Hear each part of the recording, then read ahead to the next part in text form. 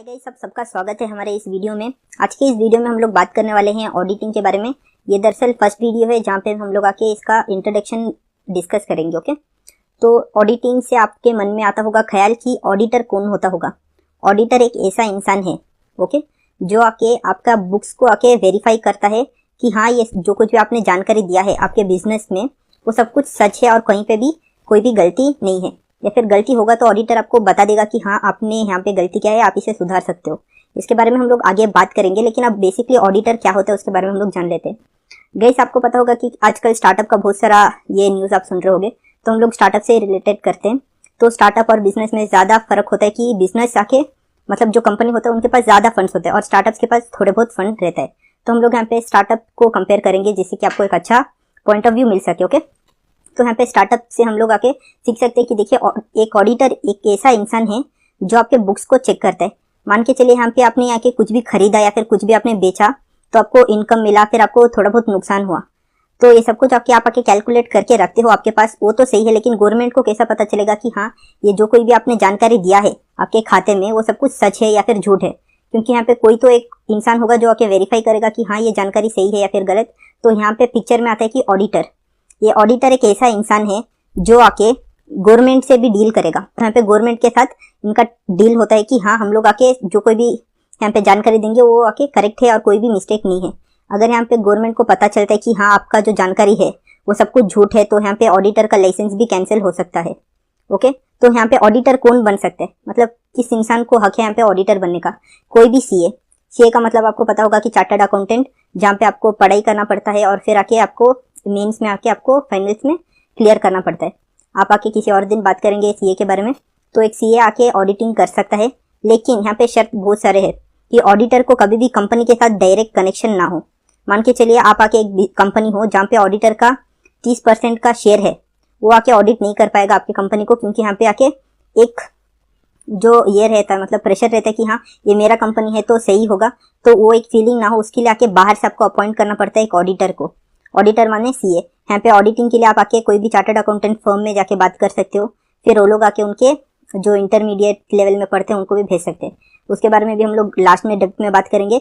सबसे पहले यहाँ पे ऑडिटर के बारे में हम लोग क्लियरली जानकारी ले लेते हैं।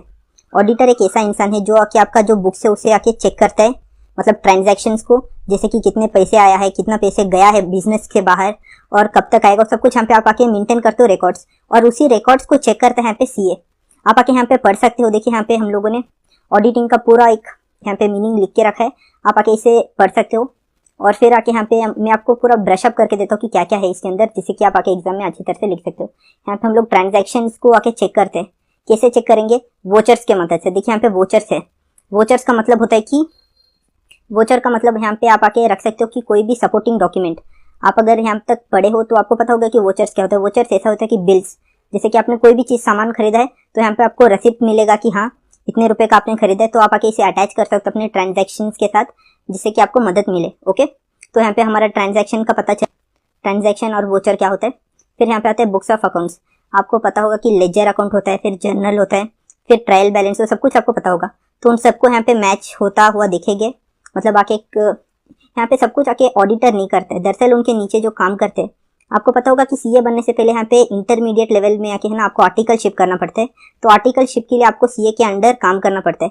आप आके सीए और ऑडिटर को एक ही मान के चलिए। ओके, सीए मतलब ऑडिटर, मतलब उसके पास ऑडिटर का डिग्री है तो वो आके सीए बन सकता है। रेडी? तो यहाँ पे आके नेक्स्ट आता है कि सीए के अंडर जो आर्टिकलशिप करे। आर्टिकलशिप मतलब आप आके मान के सकते हो कि इंटर्नशिप, जहाँ पे इंटर्नशिप में आपको आके थोड़ा बहुत स्टाफिन मिलता है, मतलब यहाँ पे उनको स्टाफिन मिलता है और वो लोग आके यहाँ पे बुक्स ऑफ अकाउंट्स चेक करेंगे, मतलब ट्रायल बैलेंस में कोई गलती है वो सब कुछ यहाँ पे लोग आके चेक करेंगे। ओके, चेक करने के बाद आके मैचिंग होगा वोचर्स के साथ, और कहीं पे भी अगर थोड़ा बहुत हेर फेदर है तो ये जो टॉप मैनेजमेंट है उनके साथ डिस्कस करके इसको सॉल्व किया जा सकता है। और बहुत सारे एरर्स होते हैं गाइस, हम लोग आगे बात करेंगे ऑडिटिंग में कितने सारे अलग अलग टाइप्स के एरर होते हैं। फिर यहाँ पे PNL account, profit and loss account, यहाँ पे कितना आपको प्रॉफिट मिला है सालाना, फिर कितना आपको लॉस मिला है, वो सब हम लोग यहाँ पे डिस्कस कर सकते हैं।